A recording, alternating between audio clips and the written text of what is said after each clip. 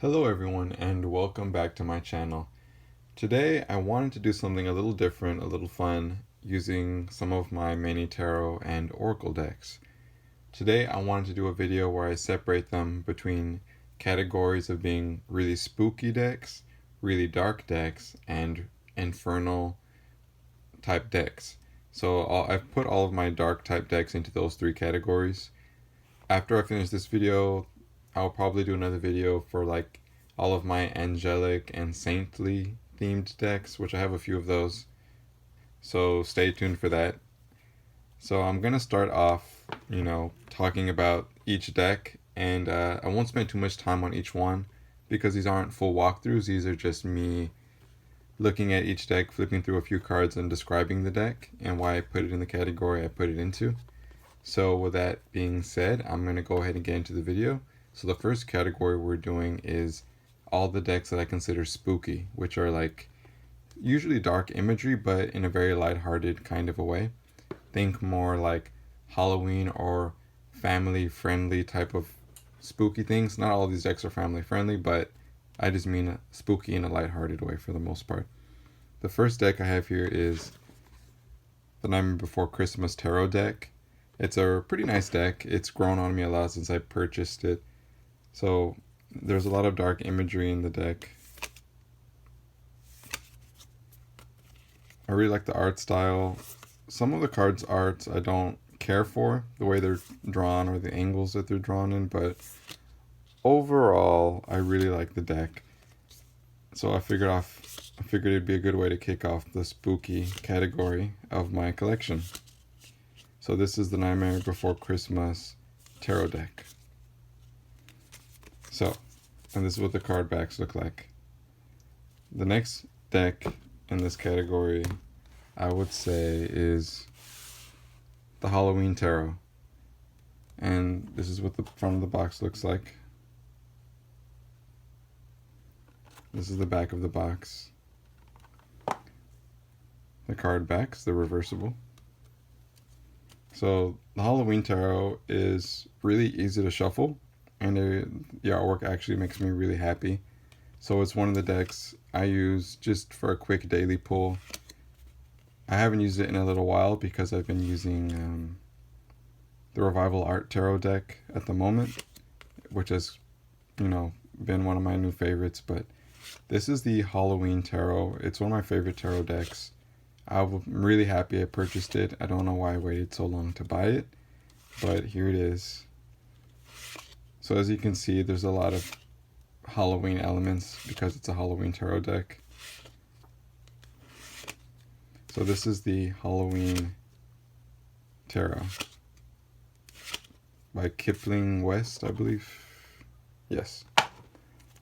So that's that deck. Now the next deck in that category is the Wizard's Tarot by Wizard of Barge. Now this deck doesn't have a guidebook. It's more of a novelty deck, and the artist, he usually draws a lot of like goblins and monsters and kind of risque type clothing and scenarios. But because of his art style and because of some of the darker imagery drawn in a lighthearted way, it fit pretty well into this category in my opinion. So these are just some of the cards in the deck. He has its own suits. So as you can see, the cards have a lot of dark themed artwork. This is the Wizard's Tarot by Wizard of Barge.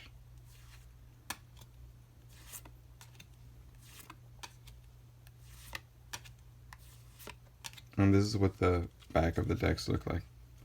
I have a full walkthrough of most of these decks, of some of these decks on my channel. Eventually I'll do a full flip through for every one of these decks, but for right now, I'm just showing you a little bit about each one. The next deck is the Halloween Oracle by Stacy DeMarco. This is probably the newest addition to my collection, actually. I haven't had this one for terribly long. This is what the box looks like. And this is what the back of the cards look like. So this deck has really grown on me. They're a little awkward to shuffle because they're so wide, so I might trim the edges, in the style of boho tarot. I'm not sure yet. I've only trimmed one deck and it came out a little wonky, so we'll see if I do it with this one. So these are just a few cards from this deck. I really like this one. I really like some of the messages. A few of the messages are a little odd, like they don't feel like they quite, it's not that they don't mean anything, but they don't have a particularly strong meaning, I should say. But some of the cards are really good. The messages behind them are really, really good. And I'm really happy with the deck overall. I think it's going to fit in with my collection very nicely. I've pulled a few cards from this deck, on the daily. And I'm really happy with it. This is the Halloween Oracle. So the next deck is actually in the next category, and that is the dark category. Now, the first deck in this one is the Seasons of the Witch, the Samhain Oracle. This is what the back of the box looks like. It's in one of these kind of sturdy boxes, which are always really good. And the guidebook's actually in full color also, which is also really awesome. Anyway, the edges are gilded in red, which is beautiful. This is what the backs look like. Now, this was originally going to be in the spooky category, but I put it in the dark category because when I was flipping through it in preparation for this video, I realized that a lot of the imagery is really dark. A lot of the colors are really like dark colors, very earthy or like muddy grays and blacks. And a lot of the messages aren't exactly, it's not that they're not lighthearted, but they're just, the tone of the deck felt a little bit darker to me, which is appropriate because it's Samhain related. It's related to the All Hallows Eve Halloween season, but in a more solemn kind of way, in a more serious kind of way. So to me, this deck felt a lot more at home in the dark category. This deck is really nice. I haven't used it as much as I want to, so I need to carve out time to really get to know it and take notes on each card to have a better understanding of it. But this is the Seasons of the Witch Samhain Oracle. I've already bought the Yule Oracle, but it has not come out yet, not until September. It comes out in September. Yeah, so that's the first deck in the dark category. The second deck in the dark category is the Deviant Moon Tarot. And this is the edition that doesn't have borders. I mean, clearly. This is the box. So, this deck came with a little white book. It wasn't really anything to write home about, obviously, being a little white book. There is a huge hardcover book with full page artwork for each one of these cards that goes into depth about the cards' meanings, but I haven't bought it yet because I haven't started working with the deck seriously. Although now I'm thinking maybe I should buy it since it may go out of stock without me realizing it. This deck goes into this category because of the creepy artwork. I really love the artwork, and there's nothing explicitly evil in the artwork. It just feels more inhuman and otherworldly and a little off-putting.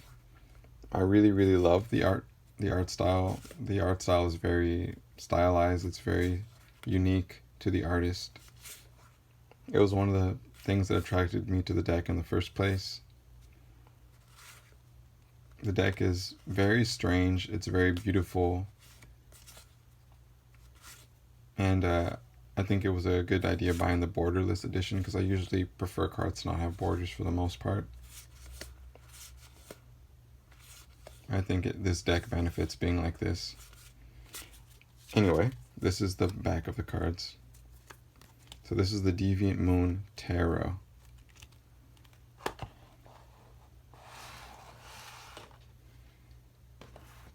The next deck in this category is the Tarot of Shadows. Now, this is what the box looks like. This is the back. Whoops. That's the back of it. So this is what the back of the cards look like. Now this deck is called a tarot, but it's not really exactly like a tarot. There is a major arcana and a minor arcana, but the major arcana is mostly like made up cards, and then the minors, there aren't suits, they're just random cards with random names. But it called itself a tarot, but I definitely view it as much more of being an oracle deck. Now, this deck has a lot of dark cards. There are a lot of light cards in it too, but it definitely has like a more of an occult feel to it. Not a heavy occult vibes, but more light. I haven't used this deck as much as I used to use it. I need to get back into it. There are a lot of mythological, historical, and religious characters and imagery in the deck. There's stuff relating to different gods and goddesses and biblical stories and themes. It's definitely an interesting deck. I really like the guidebook. The guidebook goes into detail about some of the backstory of some of the characters or themes that are shown in the deck. Although one of my only complaints about the deck is a handful of the cards have really weird meanings that it's really difficult to apply to any aspect of regular life, I would say. But it's definitely, I would say, something worth owning if you are into the occult or a practitioner of maybe the left-hand path or the right-hand path, really. I guess it doesn't really matter. But this is the Tarot of the Shadows. Tarot of Shadows. And I got this one on Amazon. Now, the last deck in the dark category is the Dark Mirror Oracle. And this is what the box looks like. There is a guidebook that comes with it, but there's not too much information in it. A lot of the cards, well, the way the information is presented, it's not exactly cryptic, but it's presented in a really weird way. And you have to really think about it and read it over and over to try to get the meaning of the cards, I should say. But this is what the backs look like. The card art is very beautiful, but a little bit inconsistent, I guess I would say. As in, it feels more like all of the art was created before the deck was made, and somebody like gathered together a bunch of random artwork by an artist and just kind of tacked on meanings to the cards, if that makes sense. So it feels more like some of the art feels very much on theme with the deck, like there's like fantasy type of images, and there are cards like this which feel more modern and a little bit disconnected from some of the other artwork. Not that I have a problem with this art. I mean, I think I pretty much like almost all the art, but yeah, the different art styles or art directions was a little, I don't know, it was just a little odd, I should say. But it's a very beautiful deck. It's perfect for shadow work. I think that's what it was made for, I imagine. It's a pretty powerful deck, I would say. So I think if you're big into doing shadow work or delving deep within yourself and doing a lot of introspective work, then I think this would be a really good addition to anyone's collection. So that is the Dark Mirror Oracle. Well, yeah.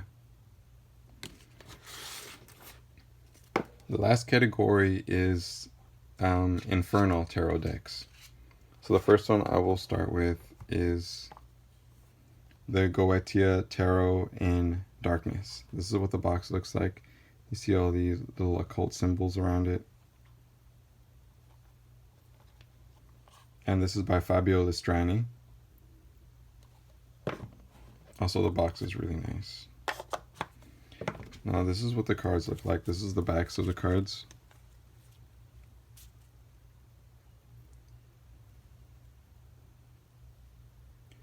Now, I love this deck. It's beautiful. It is a real tarot deck, but it's combined with infernal and demonic entities. So you see that the seal for the being, the name, and then the actual card in the deck. So this is the Two of Wands. And it has a few astrological symbols on it. Now, the art is beautiful in the deck, but the problem with the deck is it's done in a monochrome, like monochromatic, desaturated arts. Also, the whole deck is like in black and white. And it looks like at one point all the art was colored, but it was made to be in black and white, I guess, for like a style choice. And it looks nice, but the problem is a lot of the artwork is really hard to see. Some of the art is really dark as it is, so it's hard to see it. Especially in really, unless you're in a room that's extremely well lit, a lot of the artwork will be really easy to, you'll have to strain to see it.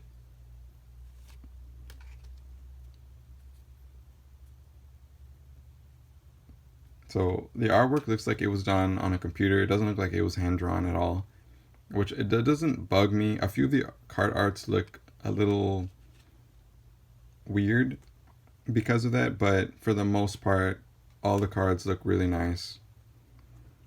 The art was definitely the thing that drew me in to the deck. You know, I love occult and esoteric decks. They just have a different vibe to them. They feel more mysterious, more, I don't know. They just have their own vibe. The aces, I think, are the only cards in the deck that don't have like an entity on them. They're just like the actual image of the suit. So I will probably do a walkthrough of this one really soon as well. I don't think it came with a book. It might have, I don't remember. I don't know where it is. If it did come with one. I'm feeling like it didn't come with a book though. But this is the deck. So you can see how it looks in the bottom. It's hard to see a little bit of it, but you'll know it when you're looking at it, because sometimes even when you hold it in your hands and you're looking at it in person, it's really easy to overlook details because of how dark the cards are. I'm hoping he releases a version of this deck that's in full color, which would make a lot of the art easier to see and easier to process. But that is the Goetia Tarot in Darkness, an Infernal tarot deck. Most of the cards, to me, don't have much to do. The way the art is, the composition of the art doesn't feel like it has too much to do with the actual tarot meanings ascribed to the card, but you can use it as a tarot deck in the end. I don't, only because the cards are so dark, but it is still a beautiful deck, and I do want to spend more time with it as time goes on. The next deck in my Infernal category is the Lucifers Tarot. This is the box it comes with. The Lucifers Tarot is maybe my favorite deck in this category. I got it in strange circumstances, I guess you could say. The deck is in full color. It features a seal and a sigil. I don't know what both symbols mean. Like, this is certainly the seal, the symbol of the spirit, but I don't know what these symbols are, and there was no explanation in the guidebook. So this deck, it's called a tarot, but again, it doesn't follow the Rider-Waite tarot system at all. It has its own arcana. I don't know that there's a major and a minor. There are just different categories. Like, there's one for Qliphothic spirits, there's one for Goetic spirits, and then there's one for special spirits, I guess you could say. So, you know, there's different categories that they all fall into. I use the deck definitely more as intuitive or oracle based. You know, some of the cards had barely any definition or meaning ascribed to them, so I expanded on them myself. And I feel like I've prospered a lot from using this deck. To me, I feel like I have a connection to it. And it's definitely one of my more esoteric decks, and probably one of my favorite decks in my entire collection, to be honest. I probably, well, I don't know if you can still buy it. I think you can, but it's like over $100, and you can only buy it on maybe Etsy or Amazon, I'm not sure, but you can still buy it. I would recommend it if you're interested, because there are very few copies left, like, in existence. So if you want it, I would say now is the time to get it. But that is the Lucifers Tarot. And then the last deck is oh, well, there's the book for the Goetia Tarot in Darkness. Now, the last deck is the Oraculum Leviathan. This is, I found out about it from Become a Living God, the forum. This is the back of it. So this is I wouldn't exactly call it, I guess it's Infernal maybe. This is the book it came with, and this is probably why it cost so much money. I wasn't going to buy it, but it felt like a good idea, I guess, at the time. And I knew I wanted it. You know, the book is it's pretty hefty. It's a large hardcover book. There's meanings, you know, for each card. There are full-size images of the majors, and then for the minors, they're more like this. And the book goes into detail, because this is a draconian path type of deck. This is probably the closest to a regular tarot deck out of all the Infernal decks, because it does follow the typical Rider-Waite system.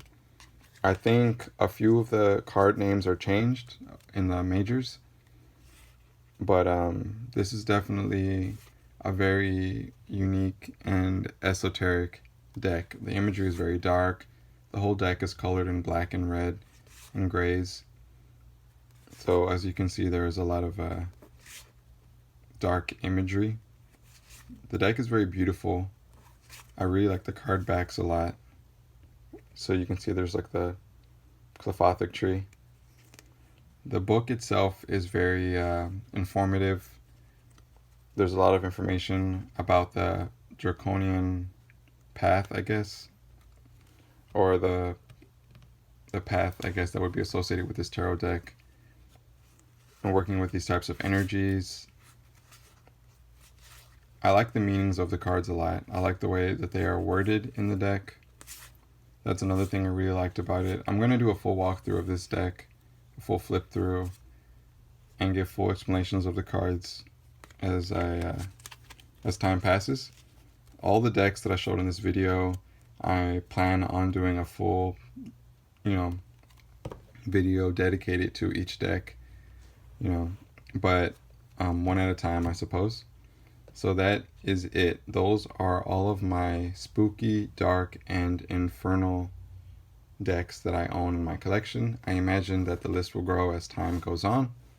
One of the next videos I'll be making is showing off all of my angelic and celestial and light themed decks that involve like saints, because I have a few of those.